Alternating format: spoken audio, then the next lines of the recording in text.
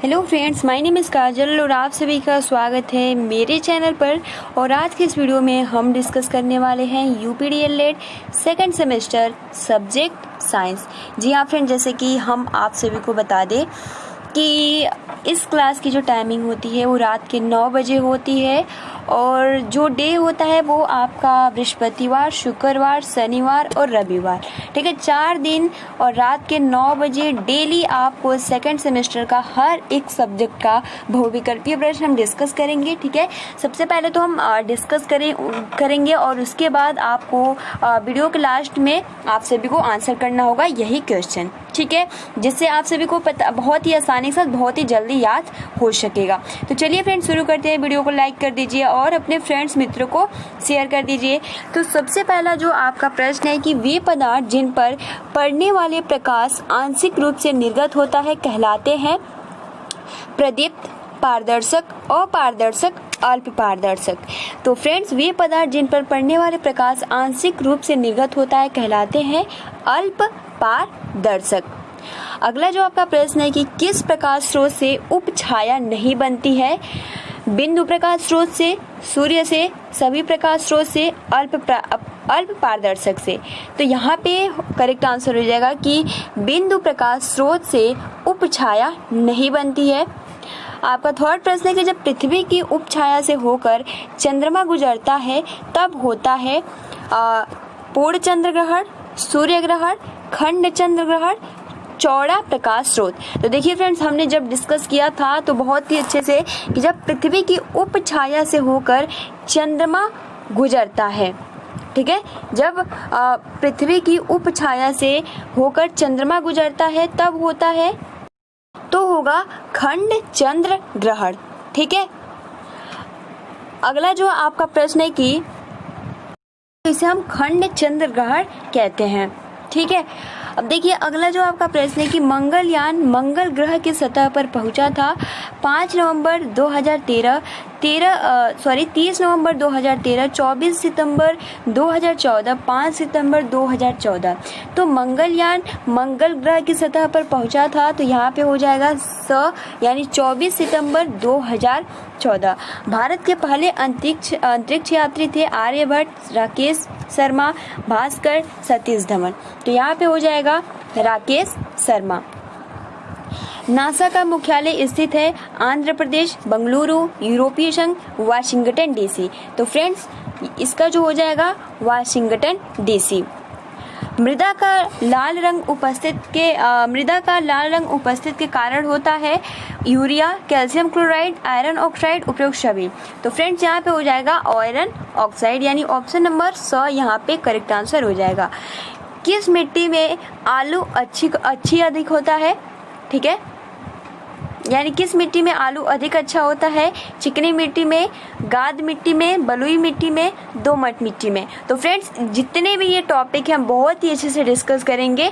ठीक है, तो यहाँ पे आप सभी का करेक्ट आंसर हो जाएगा बलुई मिट्टी। जब हम लघुत्तरीय प्रश्न डिस्कस करेंगे उसमें पॉइंट टू पॉइंट सभी कुछ डिस्कस करेंगे। 9वां जो आपका प्रश्न है कि वृक्षारोपण से भूमि का कटाव होता है कम, अधिक, नहीं, समान रूप से। तो जब वृक्ष रोपण से भूमि का कटाव होता है तो समान रूप से, ऑप्शन नंबर 10वां आपका प्रश्न है कि बारीक बालू के करों की माप होती है। तो इसका जो करेक्ट आंसर हो जाएगा, ठीक है, ऑप्शन बोलेंगे तो फिर ज्यादा टाइम लगेगा, तो 0.02 मिलीमीटर से 0.2 मिलीमीटर। ठीक है, अगला जो आपका प्रश्न है कि बलुई दोमट मिट्टी की रेत की मात्रा होती है। तो बलुई दोमट मिट्टी में रेत की मात्रा होती है वो होती है 60% से 80%। नेक्स्ट जो आपका प्रश्न है कि नियमित खाद के प्रयोग से होती है उपज की वृद्धि, मिट्टी की वृद्धि, पानी की वृद्धि, इनमें से कोई नहीं। तो नियमित खाद के प्रयोग से होती है उपज की वृद्धि। अगला जो आपका प्रश्न है कि कंपोस्ट खाद में बनाई जाती है गोबर से, कूड़ा से, प्लस व दोनों, इनमें से कोई नहीं। तो कंपोस्ट खाद बनाई जाती है तो गोबर से भी बनाई जाती है और कूड़ा कचरा से भी बनाई जाती है, इसलिए यहाँ पे दोनों ही करेक्ट, यानी ऑप्शन नंबर 100 यहाँ पे राइट आंसर हो जाएगा। अगला जो आपका प्रश्न है कि नाइट्रोजन उर्वरक से पौधे बढ़ते हैं अति शीघ्र गति से, धीमी गति से, बढ़ते ही नहीं, इनमें से सभी। तो नाइट्रोजन उर्वरक से पौधे बढ़ते हैं, ऑप्शन अ यानी अति शीघ्र गति से। अगला जो आपका प्रश्न है कि कीटनाशक दवाओं के प्रयोग से वृद्धि होती है रोगाणु प्रतिरोध में, कीड़े मकोड़ों में, इल्लियों में, इनमें से कोई नहीं। तो कीटनाशक दवाओं के प्रयोग से वृद्धि होती है तो रोगाणु प्रतिरोध में। अगला जो आपका प्रश्न है कि कीटनाशक होते हैं अनुपयुक्त, विषयुक्त एवं ब दोनों, इनमें से कोई नहीं। तो कीटनाशक होते हैं तो वो होते हैं विष युक्त। ठीक है। अगला जो आपका प्रश्न है कि खरीफ की फसल है, तो खरीफ की फसल बहुत इजी क्वेश्चन है, गेहूं, मटर, चना, धान।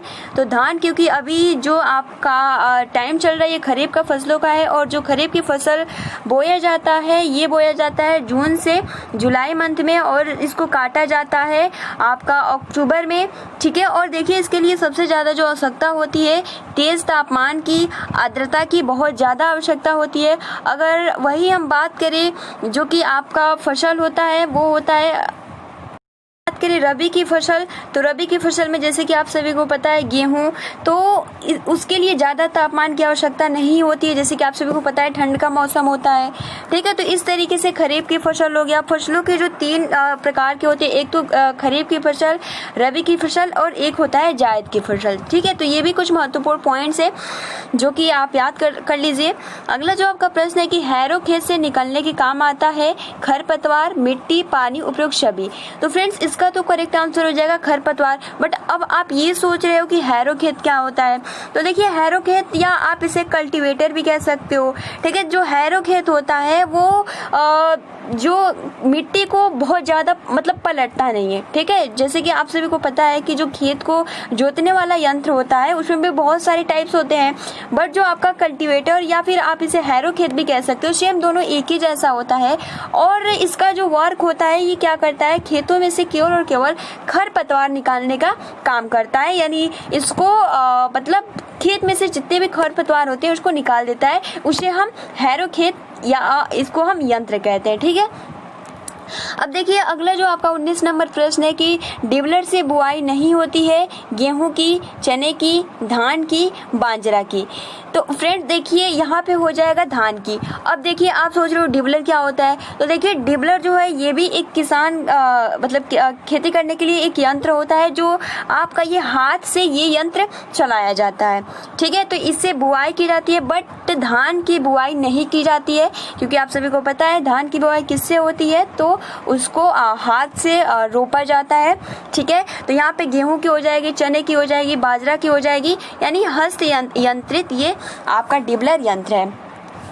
अगला जो आपका प्रश्न है कि सिंचाई की कटाऊ पानी विधि है अपलवान विधि या प्रवाह विधि भी हम इसे कहते हैं, कूड़ विधि, कुंवारी विधि और छिड़का विधि। तो फ्रेंड्स यहाँ पे हो जाएगा सिंचाई की कटाऊ पानी विधि है तो सिंपल है प्रवाह विधि, या इसे आप अपलवान विधि भी कह सकते हो। बल का एसआई मात्रक क्या है, जूल, न्यूटन, अग्र, मीटर। तो बहुत इजी क्वेश्चन है, इसका जो आंसर हो जाएगा वो हो जाएगा न्यूटन। अगला जो आपका प्रश्न है कि MKS पद्धति में कार्य का मात्रक है newton, metre, joule, newton plus metre. तो फ्रेंड्स इसका जो राइट आंसर हो जाएगा वो हो जाएगा जूल। तो फ्रेंड्स हमने 22 क्वेश्चन डिस्कस किया। अब चलिए हम टेस्ट की ओर बढ़ते हैं जिसका आंसर आप सभी को अब करना होगा। ठीक है। तो देखते हैं, आप सभी का आंसर वैसे पता है बिल्कुल ही सही आएगा। ठीक है। तो देखिए सबसे पहला जो आपका प्रश्न है कि एक मिनट, वे पदार्थ जिन पर पड़ने वाले प्रकाश आंशिक रूप से निर्गत होता है कहलाते हैं प्रदीप्त, पारदर्शक, अपारदर्शक, अल्प पारदर्शक। बिल्कुल सही फ्रेंड्स, यहाँ पे हो जाएगा अल्प पारदर्शक, यानी क्वेश्चन नंबर 1 का ऑप्शन नंबर द। अगला जो आपका प्रश्न है कि किस प्रकाश स्रोत से उपछाया नहीं बनती है, यानी कौन सा प्रकाश स्रोत है जिससे उपछाया नहीं बनती है, बिंदु प्रकाश स्रोत से, सूर्य से, सभी प्रकाश स्रोत से, अल्प पारदर्शक से। तो बताइए फ्रेंड्स क्या होगा। तो फ्रेंड्स यहाँ पे हो जाएगा कि बिंदु प्रकाश स्रोत से उपछाया नहीं बनती है। किससे, तो बिंदु प्रकाश स्रोत से उपछाया नहीं बनती है। अगला जो आपका प्रश्न है कि जब पृथ्वी की उपछाया से होकर चंद्रमा गुजरता है तब होता है खंड चंद्र ग्रहण। देखिए मैंने आंसर भी बोल दिया, ठीक है, बट आप सभी का करेक्ट आंसर है खंड चंद्र ग्रहण। अगला जो आपका प्रश्न है कि मंगलयान मंगल ग्रह की सतह पर पहुंचा था 5 नवंबर 2013 को, 30 नवंबर 2013 को, 24 सितंबर 2014 को, 5 सितंबर 2014 को। तो फ्रेंड्स बताइए।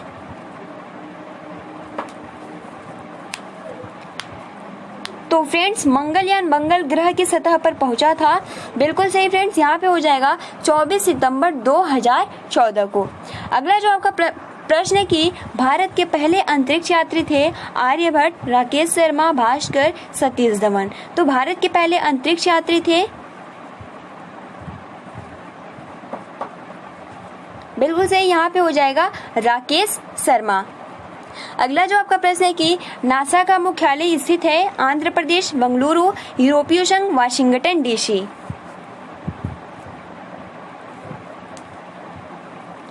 तो फ्रेंड्स यहाँ पे हो जाएगा वाशिंगटन डीसी, बिल्कुल करेक्ट है। अगला जो आपका प्रश्न है कि मृदा का लाल रंग उपस्थिति के कारण होता है, यूरिया के उपस्थिति के कारण, कैल्शियम क्लोराइड उपस्थिति के कारण, आयरन ऑक्साइड के कारण, या फिर उपरोक्त सभी। तो फ्रेंड्स मृदा का लाल रंग किसके, तो आयरन ऑक्साइड उपस्थिति के कारण होता है मृदा का लाल रंग। अगला जो आपका प्रश्न है कि किस मिट्टी में आलू अधिक अच्छा होता है, चिकनी मिट्टी में, गाद मिट्टी में, बलुई मिट्टी में, दोमट मिट्टी में।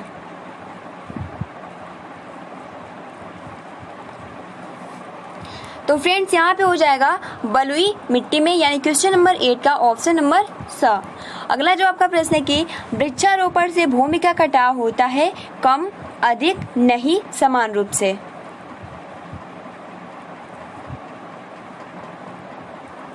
बिल्कुल सही फ्रेंड्स, यहाँ पे हो जाएगा समान रूप से। 10वां आपका प्रश्न है कि बारीक बालू के कणों की माप होती है 0.002 मिलीमीटर से कम, 0.002 मिमी से 0.02 मिमी, ऑप्शन सी 0.02 मिमी से 0.2 मिमी, और ऑप्शन डी 2.00 मिमी से अधिक।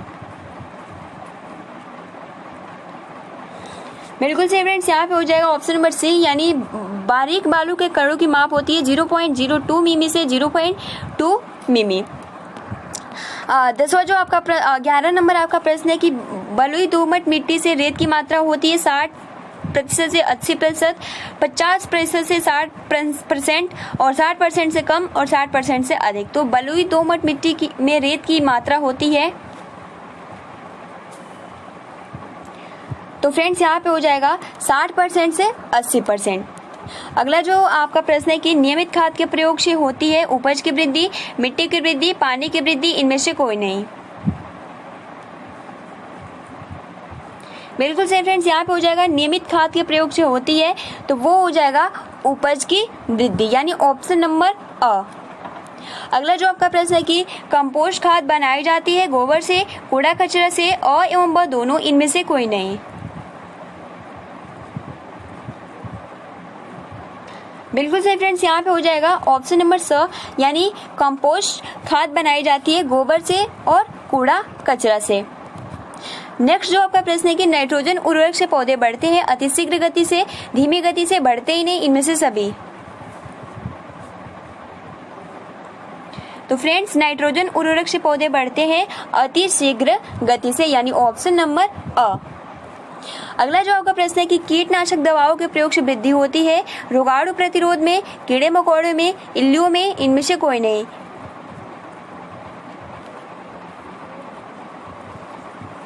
तो फ्रेंड्स यहाँ पे हो जाएगा ऑप्शन नंबर अ, बिल्कुल सही फ्रेंड्स, रोगाणु प्रतिरोध में। अगला जो आपका प्रश्न है कि कीटनाशक होते हैं अनुपयुक्त, विषयुक्त, अ एवं ब दोनों, इनमें से कोई नहीं। तो फ्रेंड्स कीटनाशक होते हैं वो होते हैं विष युक्त, यानी ऑप्शन नंबर ब। अगला जो आपका प्रश्न है खरीफ की फसल है गेहूं, मटर, चना, धान। तो फ्रेंड्स खरीफ की फसल है वो हो जाता है धान, ठीक है, ऑप्शन नंबर द। अगला जो आपका प्रश्न है कि हैरो खेत से निकालने के काम आता है, तो खरपतवार, मिट्टी, पानी, उपरोक्त सभी। तो फ्रेंड्स यहाँ पे हो जाएगा खरपतवार, बिल्कुल सही। देखिए आप सभी का आंसर बिल्कुल सही आ रहा है। डिबलर से बुआई नहीं होती है गेहूं की, चने की, धान की, बाजरा की। तो फ्रेंड डिबलर से बुआई नहीं होती है, वो होती है यहाँ पे हो जाएगा धान की। ठीक है, अगला जो आपका प्रश्न है कि सिंचाई की कटाऊ पानी विधि है प्रवाह विधि, कोड़ विधि, कवारी विधि, छिड़का विधि। तो सिंचाई की कटाऊ पानी विधि है तो वो हो जाता है आपका प्रवाह विधि। ठीक है, अगला जो आपका प्रश्न है कि बल का एसआई मात्रक है जूल, न्यूटन, अर्ग या फिर मीटर। तो फ्रेंड्स बिल्कुल सही, बल का एसआई मात्रक है वो है न्यूटन। एमकेएस पद्धति में कार्य का मात्रक है newton, metre, joule, newton plus metre. तो फ्रेंड्स यहाँ पे हो जाएगा जूल। तो फ्रेंड ये कुल साइंस के 22 क्वेश्चन थे जो कि आप सभी को बहुत ही अच्छे से याद हो गए होंगे। ठीक है, आप चाहो तो इसका नोट्स भी बना सकते हो, जस्ट अभी मैं 1 या 2 घंटे में PDF सेंड कर दूंगी। ठीक है, तो मिलते हैं 10 बजे वाली क्लास में। आप अपना अच्छे से प्रिपरेशन करते रहिए, वीडियो को लाइक कर दीजिए और अपने फ्रेंड्स मित्रों को शेयर कर दीजिए। Thanks for watching, take care and best of luck.